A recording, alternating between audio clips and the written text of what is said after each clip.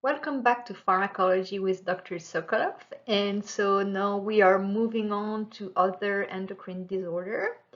And first of all, we are going to talk about the drug for thyroid disorder. So, endocrine disorder treatment, basically, if you have too much of an hormone, you just suppress that hormone. And if you have not enough, then you have to give hormone replacement therapy. And so let's see how we can treat thyroid disorders. First of all, what is the physiology of the thyroid? So the thyroid gland produces two active hormones, and the thyroid hormones are actually a tyrosine derivative. So this is the chemical structure of the thyroid hormone. You have T3 and T4. So T3 stands for triiodothyronine and T4 for thyroxine. So they are actually qualitatively similar, but in the liver, T4 is converted to T3, which means you have more of the T3 in the system. So basically 80% of the daily T3 production result from the conversion of T4 in the peripheral tissues. And so in that regard, that's why T3 is considered more potent on the molar basis. So what are the action of the thyroid hormone? So they have three principal action. First is the stimulation of energy use, so they are calorigenic. Second is the stimulation of the heart, so they increase the heart rate and the blood flow. And third, they promote growth and development, so that's why it's really important that the mother who is pregnant has a good thyroid function, because if she has hypothyroidism, then that can lead to growth retardation in the fetus and ultimately the newborn. So here is the pathways of the regulation of the thyroid function. Um, you have the hypothalamus that secrete TRH, so the thyrotropin releasing hormone, which is going to stimulate the anterior pituitary and release TSH, the thyroid stimulation hormone, stimulating hormone. And that TSH will stimulate the gland, so the thyroid gland, and lead to the production of the thyroid hormone, so T3 and T4. And remember, T4 is converted into T3, and these two hormones are responsible for the biological effect. Now, there is a negative feedback loop, which means when there is enough thyroid hormone, they would send a signal to the anterior pituitary to say, okay, stop producing TSH. And so then if there's no TSH, then you have no more release of the thyroid hormones. So what are the tests that are used to diagnose a abnormal thyroid function? So there are different tests depending on which thyroid hormone you want to assess. So TSH is used for the screening and the diagnosis of hypothyroidism because it's increased in hypothyroidism. So if you remember the negative feedback loop, so if you have low thyroid hormone, then you'll have high TSH, and because if you have a low level of thyroid hormone, the test may not be sensitive enough to detect a low level of T3 or T4, so TSH is more sensitive to detect hypothyroidism. Now, T4 is used to monitor the thyroid hormone replacement therapy and screen the thyroid function, because the replacement hormone, that are used are similar to T4, and so therefore that's what is used to monitor to see if the patient is at target and doesn't have too much or too low of their thyroid replacement hormone. And then T3 test is used for the diagnosis of hyperthyroidism, because remember, T4 is converted into T3, and if there is hypothyroidism, you have an increase of T3 levels. Now, in terms of thyroid pathophysiology, there are two types of pathophysiologies. You have hypothyroidism if you don't have enough thyroid hormone, or hyperthyroidism if the gland produces too much. Hypothyroidism can occur at any age, And one thing that is very important to diagnose early and treat early is maternal hypothyroidism, because it can lead to permanent mental retardation in the child. So as I mentioned previously, the thyroid hormones are important for the growth and the development of the child. So in case of maternal hypothyroidism, that can lead to cretinism when the newborn has hypothyroid. So that's why it's very important to diagnose the mom and treat her early. Causes, so usually it's due to malfunction of the thyroid gland. It can also be caused by an autoimmune disease called hypothyroidism, or the surgical removal of the thyroid or radioactive iodine. These are treatments that are used in patients who have hyperthyroidism, and so like the last treatment, if the drug treatment doesn't work, would be the removal of the gland, and therefore if they don't have the gland anymore, the patient would become hypothyroid.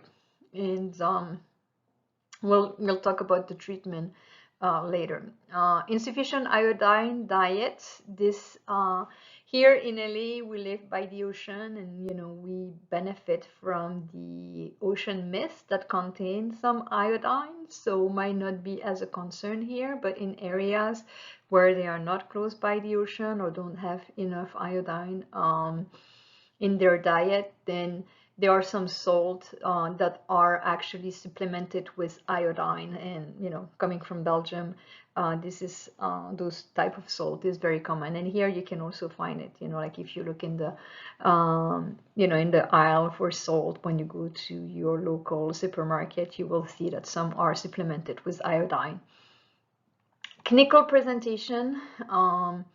It will cause fatigue and lethargy, intolerance to cold, because again, if you look at the function of the thyroid hormone, they are calorigenic. So if you don't have enough, then you become intolerant to cold. You have bradycardia, because again, the function of the thyroid hormone is to increase the heart rate. So you have bradycardia.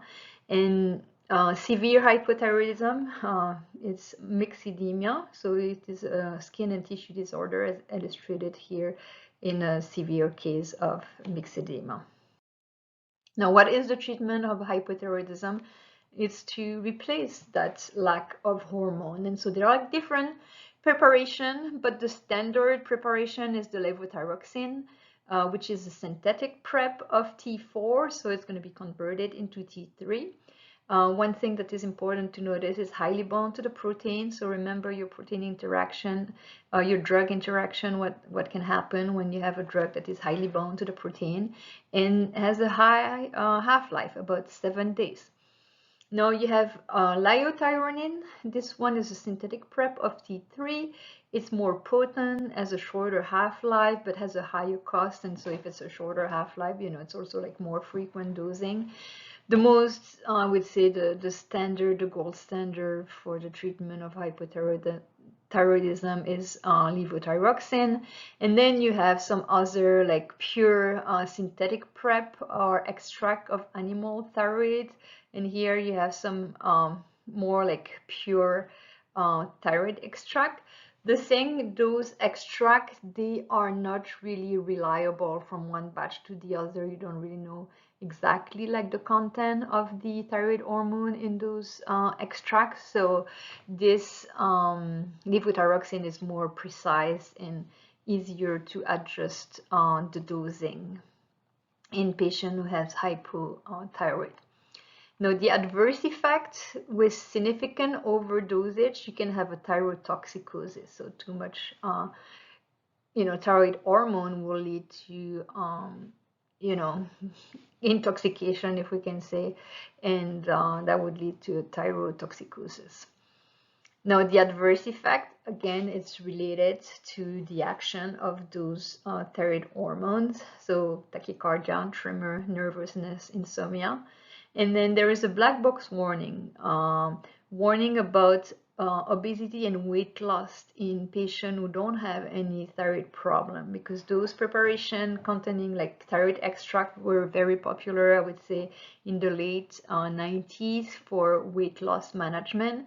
But these are you can have life-threatening toxic effect based on the action of the thyroid hormone, and so they are ineffective and potentially dangerous for the treatment of obesity and weight loss in euthyroid patients.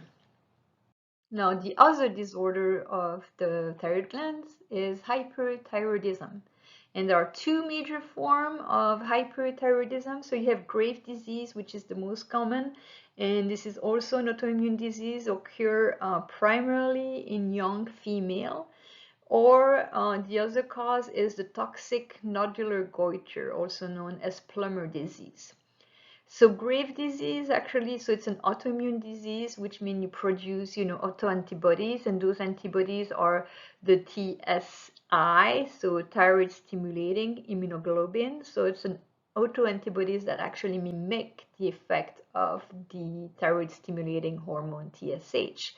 And so if you have that, autoimmune antibodies, you're going to have an increased production of T3 and T4, and therefore, the patient will become hyperthyroid. Now, Plummer disease, it's a nodular goiter and results also of result in thyroid autonomy. So the gland, like those nodule will be autonomous. And the clinical presentation, again, related to the action of those thyroid hormones: tachycardia, irritability, nervousness, heat intolerance, goiter, and so goiter that's here, and exophthalmos, which is the protrusion of the eyeball, and this is essentially seen in Graves' disease. Now, what is the treatment option for hypothyroidism? So there are several drugs that can be used, such as metimazole, which suppress the thyroid hormone synthesis, has a longer half-life, and is given one daily, which it also has the preferred side effect profile, and also better for compliance with the patient. The second one is propylthiouracil, or PTU, which is considered a second line, has the same mechanism of action as metimazole by suppressing the thyroid hormone synthesis, has a shorter half-life, and therefore has to be administered several times per day. Now, beta blockers, they are not working on suppressing the release of those thyroid hormone or the synthesis of those thyroid hormone, but they will help with the symptoms. So the beta blockers, propranolol, metoprolol, atenolol, they suppress the tachycardia because they are beta blockers, and some other symptoms. So they are used for the symptomatic treatment of hyperthyroidism, not for the high level of thyroid hormone. Now, radioactive iodine can be used, and that will destroy the thyroid tissue in patients with hyperthyroidism. So it's safe and effective, but of course, you have a risk of hypothyroidism, and will occur in 80%. And so this is like a first choice for elderly patient or postmenopause female who has persistent nodule. So the first option, like in younger patient, would be metimazole, and then if that doesn't work, then other treatment may be considered, but then in elderly, maybe radioactive iodine may be a better option. No, non-radioactive iodine or Lugol's solution at high concentration, iodide has a suppressant effect on the thyroid, and so again, this may result in hypothyroidism. And then, the last resort will be to remove the thyroid tissue, and in that case, 80 to 90% of the patient who undergo surgery will require replacement, supplementation with levothyroxine, because they will become hypothyroid. So this is for your information. So my brother is actually a thoracic surgeon and does a lot of thyroid surgery, thyroid removal. And in previous year, I have students who asked me what goiter is, and so I asked the specialist. So goiter simply refers to the abnormal enlargement of the thyroid glands. If it contains multiple nodules, they are called multinodular goiter. And the majority actually of the goiter are euthyroid. So that means there is no abnormal level of the thyroid hormone. But if those nodules become autonomous and start secreting the thyroid hormone, then they become hyperthyroid goiter. And then rarely the nodule destroy the functional thyroid parenchyma. And in that case, if that happens, and if they destroy the thyroid parenchyma, then they become hypothyroid goiter. Now, the next chapters is related to hypothalamic and pituitary function. So here is your pituitary gland. So you have the posterior pituitary and the anterior pituitary and the hormone that are secreted here. So the posterior, you have oxytocin, you have the anti-diuretic hormone, and then the anterior pituitary, you have the growth hormone, ACTH, TSH, FSH, LH, and prolactin.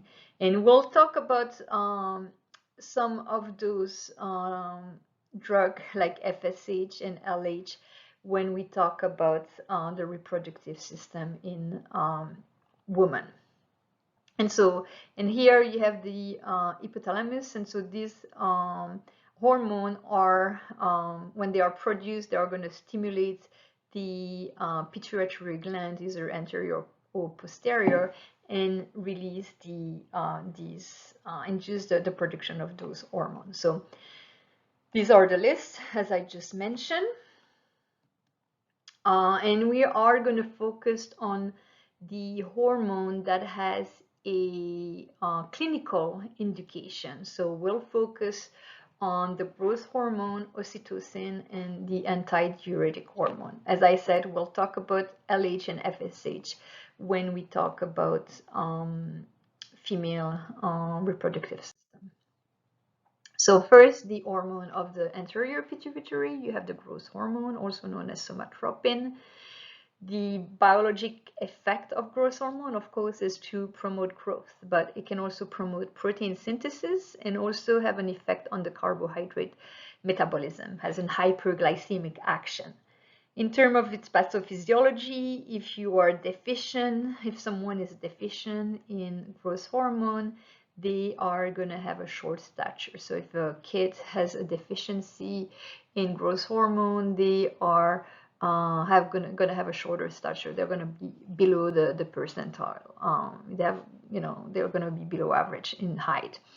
And if that happens in adult, then they have a reduced muscle mass.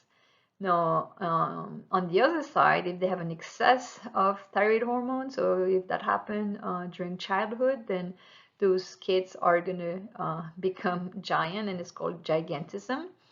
And in adult, it would cause acromegaly. So now, what are the therapeutic uses of the growth hormone? The main ones are to treat, pediatric patients who are either deficient in growth hormone or non-deficient in growth hormone but has a short statures. Like if they are in the 25th percentile or below, this may be recommended for them to kind of give them a boost in their growth spur. And then in adults, if they have a GH deficiency, that would help increase their lean body mass. And so this is why it's become, it has become an increased problem in doping in sport, is because athletes who are looking to cheat and increase their muscle mass, they will use growth hormone. And so the past 15 years, this is something that has been tracked by the anti-doping agency. Now, the adverse effects of growth hormone, so they can cause edema, musculoskeletal pain, and also hyperglycemia, because growth hormone is diabetogenic. Now, another hormone that is produced by the pituitary gland is prolactin. So it's produced by the anterior pituitary, and it stimulates the milk production after parturition. Now, in terms of pathophys, prolactin hypersecretion in female will lead to amenorrhea, galactorrhea, and infertility. And in male, prolactin hypersecretion can cause libido impotency and reduce testosterone and galactorrhea. Now, cabergoline, it's a dopamine agonist that is used, for the treatment of Parkinson's disease, and it can be used to suppress prolactin release. For example, women who were breastfeeding and decide that they no longer want to breastfeed, or they have, issue with breastfeeding and want to stop, then cabergoline can be given to suppress the prolactin release. Now, let's talk about the drug of the posterior pituitary that has a clinical, application, and this is oxytocin. So the physiologic role of oxytocin is to promote uterine contraction during labor and to stimulate milk ejection during breastfeeding. So if you are a mom, you know that this is something that is used as IV infusion pump to induce labor near term, just to help with delivery. And if you're not a mom, you'll see that when you go in your OBGYN rotation, and hopefully if you have a chance to witness the birth of a child during your rotation. So now let's talk about another pituitary hormone, which is the antidiuretic hormone, ADH, also known as vasopressin. So as its name indicates, it just block the diuresis, so promotes the renal conservation of water. And in terms of pathophysiology, some patient can be deficient in ADH, and this is called hypothalamic diabetes insipidus, so DI, not DM.